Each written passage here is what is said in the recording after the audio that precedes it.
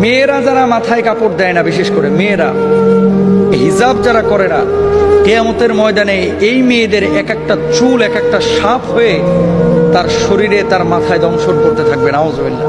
বড় কঠিন বিষয় ভাই। নামাজ পড়া ফরজ, রোজা করা ফরজ, হজ করা ফরজ, যাকাত দেওয়া যেমন ফরজ, পর্দা করা ছেলেদের এবং মেয়েদের তেমনই ফরজ।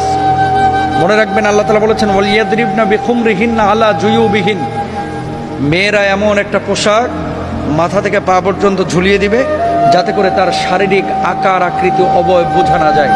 আজকে সামান্য একটু ফ্যাশন করার জন্য, নিজেকে জাহের করার জন্য, প্রেজেন্ট করার জন্য, মানুষের সামনে আমার সিল্কি চুলগুলোকে প্রকাশ করার জন্য আজকে আপনি যে পর্দার খেলাফ কাজটা করতেছেন, এই সিল্কি চুলগুলোই কিয়ামতের ময়দানে এক একটা ওই রাসেল ভাইপারের মতো আক্রমণাত্মক হয়ে যাবে।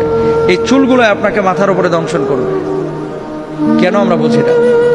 ছেলেরা এবং মেয়েরা দুপক্ষকে পর্দা করতে হবে, চোখটাকে অবনমিত রাখতে হবে।